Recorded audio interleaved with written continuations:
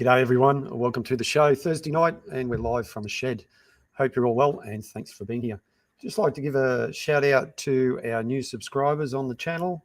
We're slowly creeping up there and it's good to see. We've made a few changes in the background which is certainly making a difference to the subscribers and the video watch hours and so on. You may have noticed that on some of the videos that I've been uploading. But this is another Thursday night show and we're going to talk about the week that was. But first of all, there we go. The boiler's over there. I've been doing a bit of work on the boiler. Not going to show any close-up details at the moment. Going to be a bit of a surprise. Actually, Peter, that's a bit of a... I'll show that on. That's a bit of a... recycled one from Christmas, you may remember. So, oh, hang on, you're not supposed to be there. So there we go. Yeah, I've been working on the boiler. Nothing too crazy, just general work. We've been doing other work in the shed here, and I'd like to thank my wife for her support. You will see her in the chat with this project.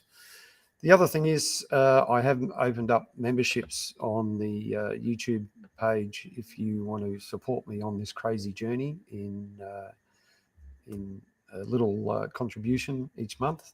I think I've made it like $1.50 or something like that, just to help go towards the channel and improve things a bit. So one thing I forgot to ask is, excuse me, hope you can hear me well. If you can, give us a 5x5 or something like that. Mum and Dad are in the house. They're over there on Facebook, so we are live streaming on YouTube and Facebook. A little bit of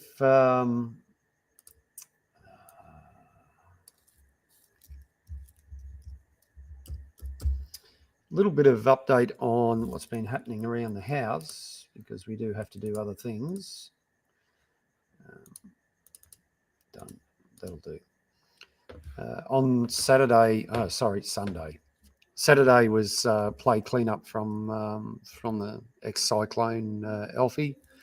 5x5 from Peter and 5x5 from my wife. Thank you. My wife and I got to, and we built this fence from recycled materials, or materials that we had lying around here at the house. Timber on the left we used from my stepdaughter's wedding.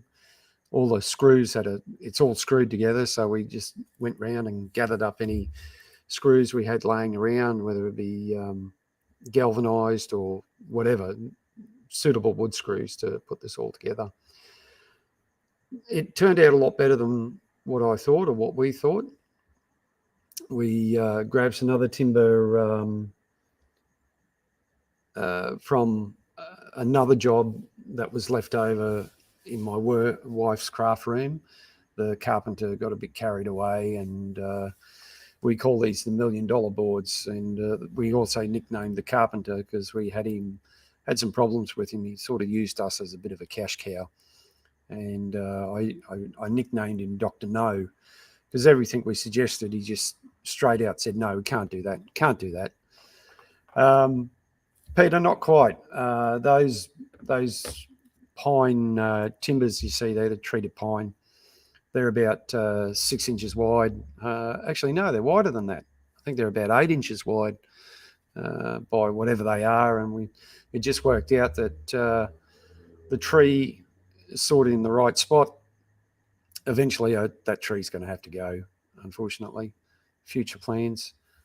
And it's only going to, if we let it grow any bigger, it's going to become a problem for us, that's for sure. Because we've got electrical running near where Mr. Gnome is under there. We dug the power. We used the mini excavator, dig the trench for the power and telecommunications up to the shed here. The other big news is we've changed over to fibre to the premises. So we've got a real stable internet connection. The only problem we seem to be having, the internet connection is a little bit slower in my wife's craft room for some reason. Now, I'm not sure whether that's just her computer being about 3 years old now and having a spinning hard drive, not a SSD. It's hard to say. So we need to tweak a few things in the wife's craft room. But it's coming along slowly. We didn't do anything in her craft room last weekend. Like I said, we played catch up after the cyclone, mowing the grass, building this temporary fence. If we need to, that fence can just be unscrewed with about half a dozen screws and we can get through there. We haven't in the past with the temporary fence that we've had, but yeah, so we both quite impressed with that. Right, so the latest video, moving on, we'll catch up about what's been in the shed here. New glasses, that's because the glasses that I used to have, I left them down on the ground when we were doing the work, and we went up for morning tea, and shed dog number 2 took a liking to them and absolutely destroyed them.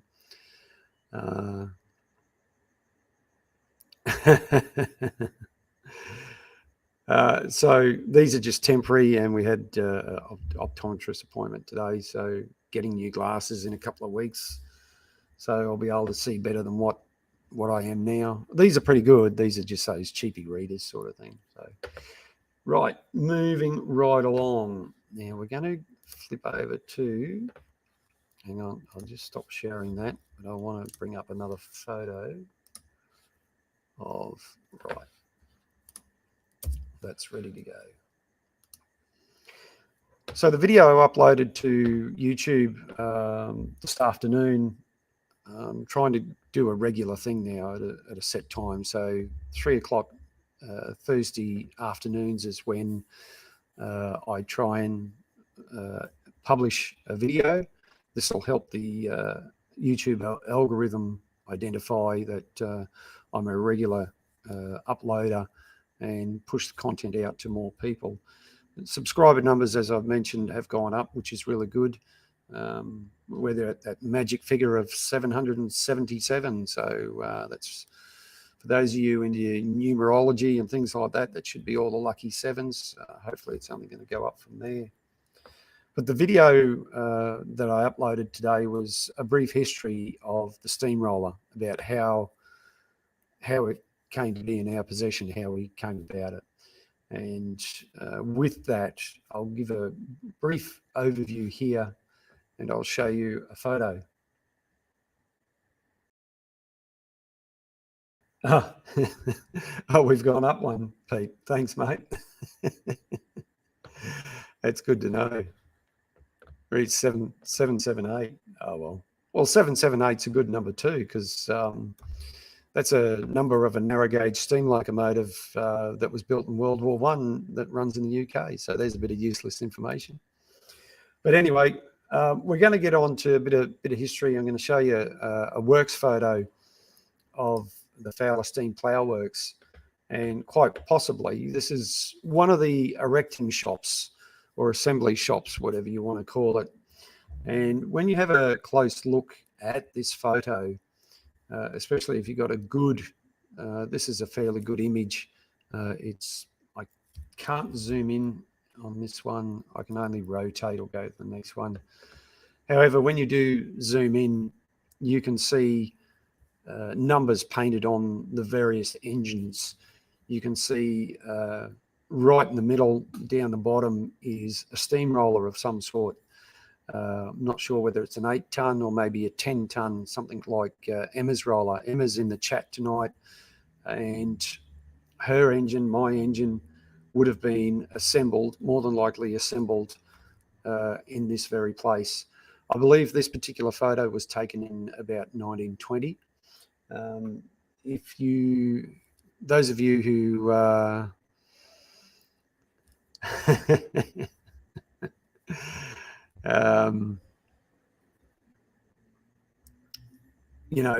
those of you who I've showed before, the Old Glory magazine a few years back, they did a centre page article or photo spread of this particular photo, or a bigger version of it, showing a similar sort of image. And this would have been, the internal combustion engine was starting to take hold during this time, and the decline of steam was certainly on the way down. However, you can still see quite a number of steam engines, steam traction engines, steam rollers, and various other, steam equipment, road locomotives, etc., that are featured. Nice big overhead crane with, gantry not gantry, but girder cranes hanging off the walls, and everything driven by flat belts, as you can see, to the various machines on the floor, on the assembly floor. This would have been, to witness this in person would have been, absolutely incredible, just jaw-dropping. These things being turned out like they are. More than likely, to the right-hand side of the photo, up towards the top, you can see another space to the side. That was probably a machine shop, maybe for small parts, maybe for some large parts. Would have been easy access to the assembly area. Production lines weren't a thing back in the day, although you could say this is a production line, that's for sure. And it's just fascinating to look at. Right, so we move on to the next image, and this one comes from Dan down in Melbourne. Dan has helped us out tremendously, as he has the same steamroller as we do, and his engine does appear if you go down to the list. Now, I had previously a copy of this listing.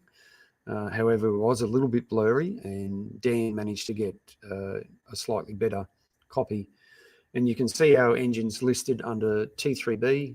If you go down to the middle of the page, you can see our engine there, 16930, and it's a T3B compound roller, 8-ton compound roller. You can just make that out. And the next column over is the agent, which is Queensland Machinery Company.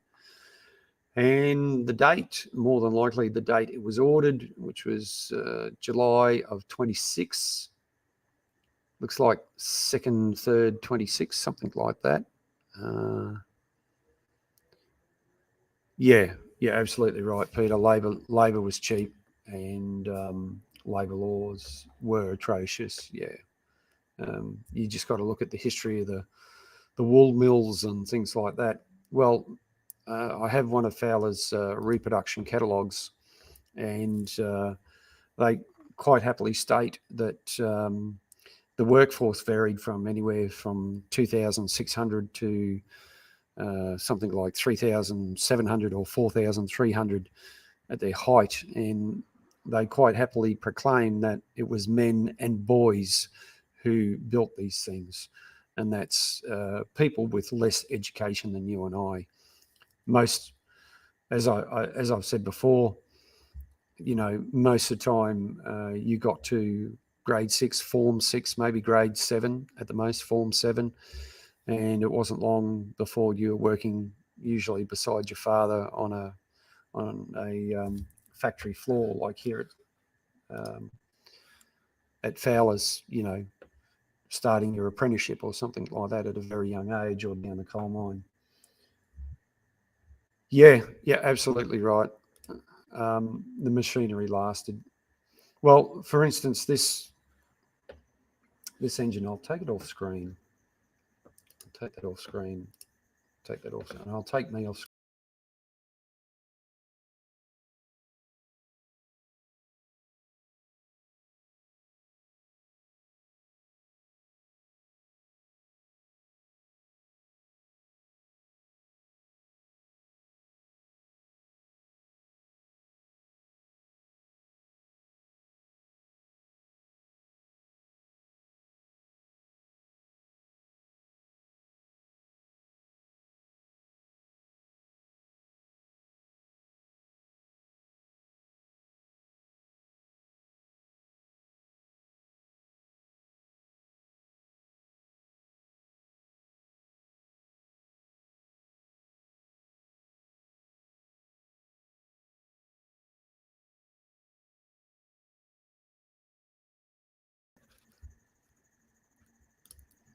I'm back again. Sorry, folks.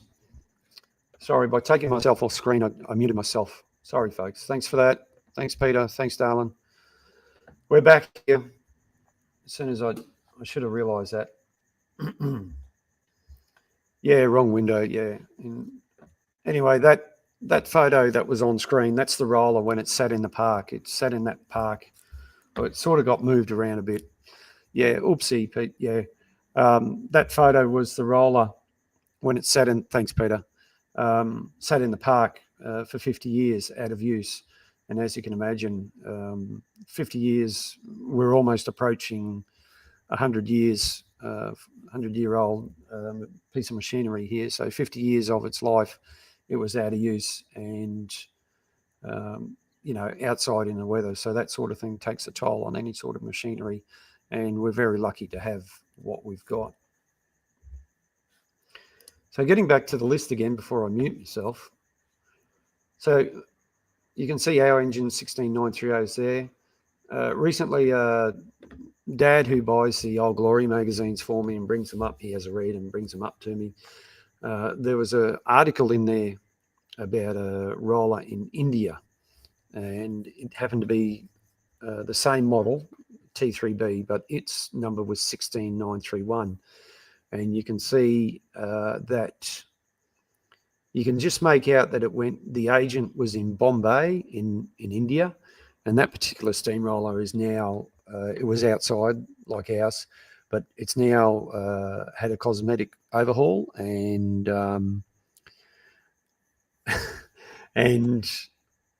undercover. So 16932, that also went to Bombay. I don't know if that's still around or not, but 16933, which is now in the possession of Dan in Melbourne, and he's done a fantastic job on restoring his. And I'm going to have to, Dan, if you're watching, I'm going to have to ask you to come on and talk about your roller and maybe a few other things and see where you're up to. Dan's been really good. Well, we've helped each other out tremendously. We've got parts made, sent them down. He's got parts made, sent them up. We've shared drawings. We've collected a lot of the drawings. When we got the roller, a heap of drawings came with us. Then we followed it up with acquiring some more drawings, not exactly for this one, but this model and of another one, the Tiger tractor, which virtually is the same thing, just with tractor wheels on it instead of rollers. And yeah, Dan's been a great help. And the video I uploaded, I showed you why, we wouldn't be where we are today without when he brought his, it was a Meccano set, a jigsaw puzzle, so to speak. And we got talking and he was going through things and asking, what goes where and what was what. And he sent us a couple of photos and I couldn't believe what I was seeing in my eyes. And what I was seeing was the missing parts to this roller, and they were the main drive gears that you select to drive the thing on the road, forward and reverse. It was, I was over the moon that night and I got a bit excited. The wife was going to call the ambulance with the straitjacket because I was bouncing off the wall. Now, to put this in perspective, these are parts that have been missing for 30 years or something like that. The engine sat in the park for, 50 years and at least maybe 20 or 30, I'm not sure. Some parts have been removed. And I never thought they'd turn up again. And they did. And they're now back with this engine. We've pretty well now got everything back. The only thing we haven't got is the canopy. And I almost brought parts for one from the UK about 6 months ago, but that didn't turn out to be, a viable thing. I'm just going to grab a drink of water. Yes, Peter, I called my Mrs. Darling. Oh, that's a bit better. Right. Now on to the next thing. Other things that have been happening in the shed, or not exactly in the shed, but I asked the Boilermaker at work to help me out with a part of the roller that needed a bit of repair. There we go. And that's the steering shaft, which you can see on screen now. No, Peter, the canopy's not hard to fabricate. And the good thing is we've got the drawings, and the gentleman I was referring to before, Dan, down in Melbourne, he's built his own, canopy. That's it. That's the one, Pete. So yeah, it's not impossible. The main thing is the ongoing work we've got here. Need to order some steel for the front axle for the front rolls, and keep cracking on with things. Unfortunately, that 4-letter word work gets in the way. Spending 10 hours a day at work doesn't help. But anyway, the 10 hours a day at work pays the bills. I've talked about this before, like most people. So the steering shaft, hopefully the Boilermaker was going to weld up the, let's bring this up here. You can see on screen now that over time the shaft had worn down a bit. So he was going to, I asked him to build that up for me. So it's just a case of welding it up. I had gone through and cleaned it up with the wire brush. And once that's built up, I'll be able to put it in the lathe here and just machine it back down to the same size as the original shaft. So we haven't got as much play. The bracket that supports this shaft is also chewed out as well. So I need to set that up in the milling machine at one stage and bore that out. Or I could do it in the lathe. It wouldn't matter where I do it, as long as we can bore it out and put a sleeve in there. Probably put a bronze sleeve in there just to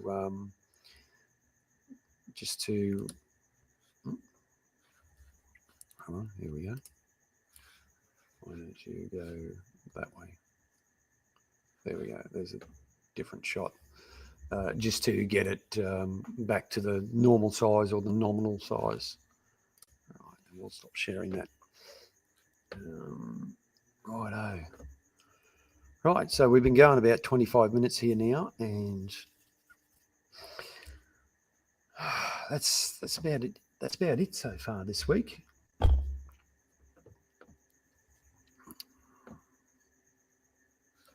Yeah, I'm very lucky to work with the company I do. I can get steel, and I have got steel, cast iron. The rear rolls, they've got cast iron bearings in them. And ages ago, I got the cast iron for the rear rolls and machined those out.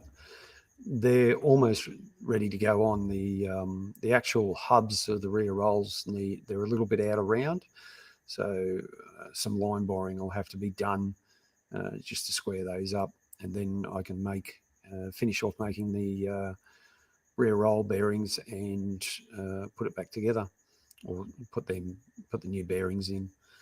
However, the focus is getting the work done on the boiler and being able to get the tubes in, seal them up, get the handheld doors sorted out. We do have new handheld doors, but they're slightly on the big side, so a little bit of modification will be required there. Then we'll be able to box the boiler up, as they say, and fill it full of water and start doing some testing on it, pressure testing, and eventually work on to a steam test to actually put steam in it after you know, after what, 50 years of sitting, 50, 55 years, about 1961, it was out of use by about 1961. It was replaced by a diesel roller or an internal combustion roller of the same sort of type, you know.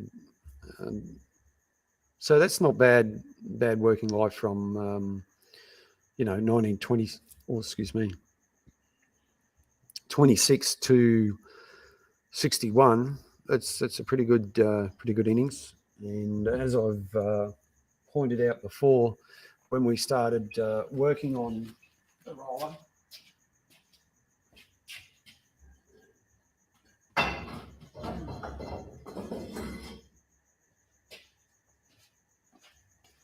it was heavily built up with lime scale in the boiler, and that lime scale, thanks, darling, 64 years.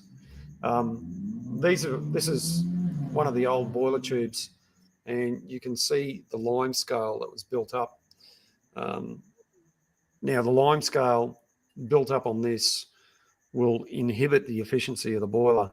So it wasn't just only on the tubes, it's right throughout the boiler. We were pulling out, when we first started cleaning it out, we were pulling out large chunks from the boiler, you know, and as well as rust and things like that. So I don't think they really looked after it properly, and being out that sort of area, it was probably pretty hard water. And anyway, so I don't know how well she steamed, and maybe that's why they parked it up, because you know, it wasn't steaming properly, or it wouldn't steam because of just the lack of heat transfer. It's amazing, you know, what sort of abuse, unfortunately, machinery takes from people when they don't look after things. And it's not very hard, but right. I wonder where the rest of the crew are. We're missing G and Roger and a few others. Oh, well, never mind. Moving right along. So yeah, we will progress along. Oh, and people are, that's for sure. That's about all I've got for you tonight. Not doing anything actually here tonight live. It's getting a bit late for that sort of thing. Drove like they stole it.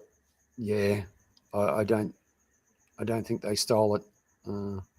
Takes about an hour and a half to get steam up. So, and a small town like that, you know, everyone who's going to be working on it or working it. So yeah.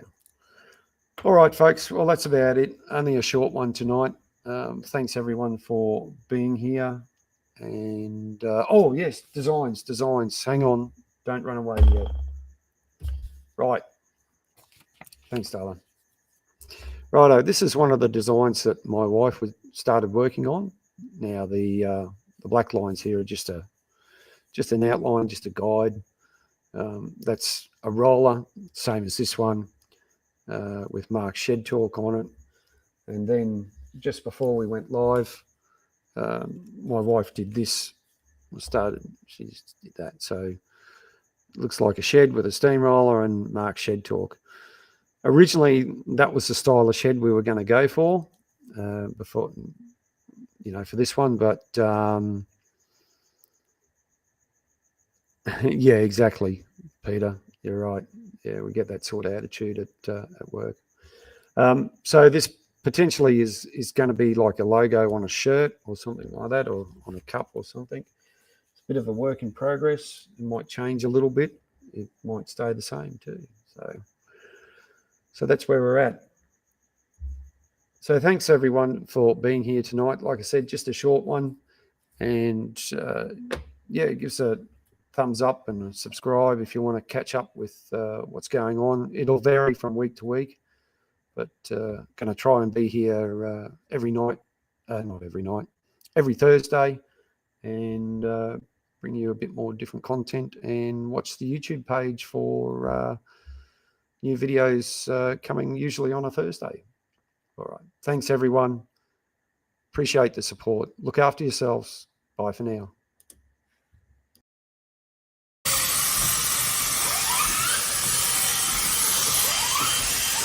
Whistle.